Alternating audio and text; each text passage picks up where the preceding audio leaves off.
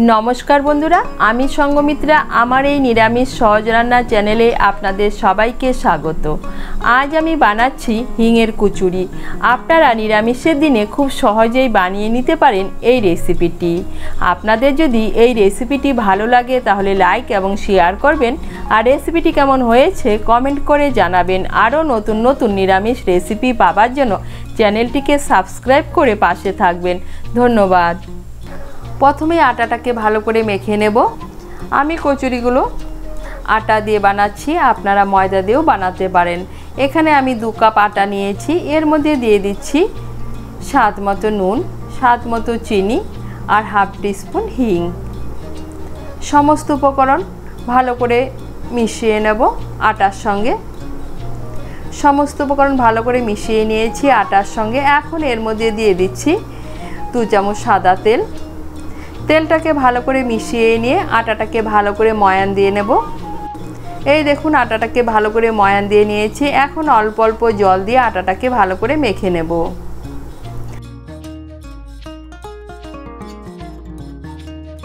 আটাটাকে ভালো করে মেখে নিয়েছি। এখন এর মধ্যে দিয়ে দিচ্ছি আর অল্প সাদা তেল।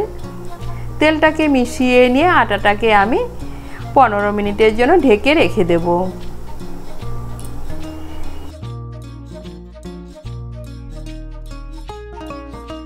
এখন আমি পুরটা বানিয়ে নেব। পুরটা বানানোর জন্য এখানে আমি 1 কাপ বিউলির ডাল বা কলার ডালকে সারা রাত ভিজিয়ে রেখেছিলাম। ডালটা নরম হয়ে গিয়েছে। এখন আমি ডালের পেস্ট বানিয়ে নেব। তার জন্য নিয়ে নিয়েছি মিক্সির জার। এর মধ্যে নিয়ে নিচ্ছি জল ঝরানো কলার ডাল বা বিউলির ডাল। এখন এটাকে পেস্ট বানিয়ে নেব। খুব মিহি করে পেস্ট বানাবো না, একটু দানা দানা রেখে পেস্টটা বানিয়ে নেব।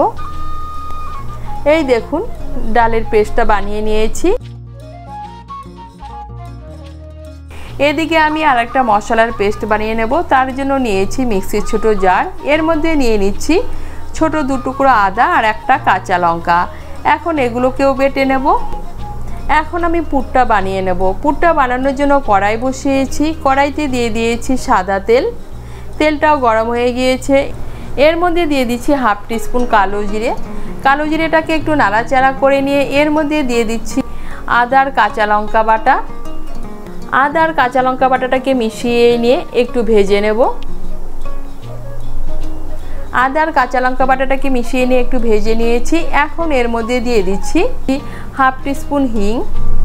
হিংটাকে মিশিয়ে নিয়ে এর মধ্যে দিয়ে দিচ্ছি আমি যে ডালের পেস্টটা বানিয়ে নিয়েছি সেই ডালের পেস্ট। ডালের পেস্টটা ভালো করে মিশিয়ে নেব।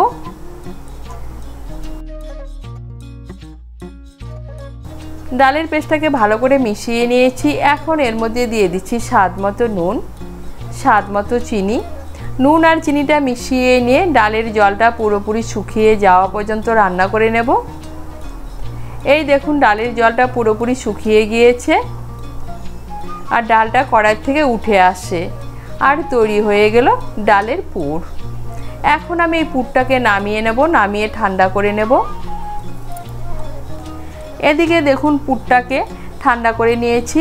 এখন আমি পুরটাকে হাত দিয়ে ভালো করে মেখে নিয়ে এর থেকে ছোট ছোট লেচি কেটে নেব। এই দেখুন পুরের থেকে ছোট ছোট লেচি কেটে নিয়েছি। এখন আমি এটাকে সাইডে রেখে দেব। এদিকে আটাটাকেও আমি 15 মিনিটের জন্য ঢেকে রেখে দিয়েছিলাম। এখন আটাটাকে আবার একটু ভালো করে মেখে নিয়ে এর থেকেও লেচি কেটে নেব। এই দেখুন আটা আর পুরের থেকে লেচি কেটে নিয়েছি। এখন আমি কচুরিগুলো বানিয়ে নেব। নিয়ে নিয়েছি একটা লেচি। লেচিটাকে বাটির আকারে বানিয়ে নেব। এই দেখুন লেচিটাকে বাটির আকারে বানিয়ে নিয়েছি। এখন এর মধ্যে নিয়ে নিচ্ছি ডালের পুর। আমি ডালের পুরের যে লেচিটাকে হাত দিয়ে চ্যাপটা করে নিয়ে বাটির মধ্যে চেপে চেপে বসিয়ে দিচ্ছি। এই দেখুন বাটির মধ্যে চেপে বসিয়ে দিয়েছি। এখন বাটির মুখটা বন্ধ করে নেব। এই দেখুন বাটির মুখটা বন্ধ করে নিয়েছি। এখন আমি আবার লেচির আকারে তৈরি করে নেব। আমি একটা বানিয়ে নিয়েছি। এভাবে আমি প্রত্যেকটা লেচির মধ্যে ডালের পুর ভরে নেব।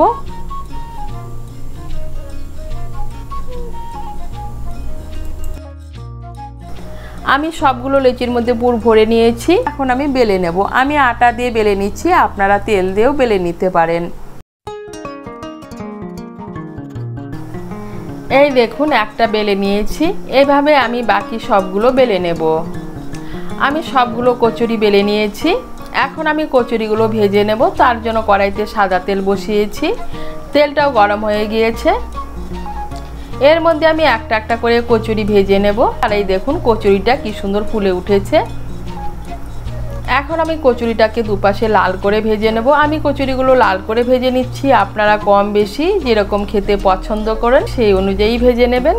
এই দেখুন একটা কচুরি আমি ভেজে নিয়েছি। এইভাবে বাকি কচুরিগুলো আমি ভেজে নেব। আর তৈরি হয়ে গেল হিঙের কচুরি।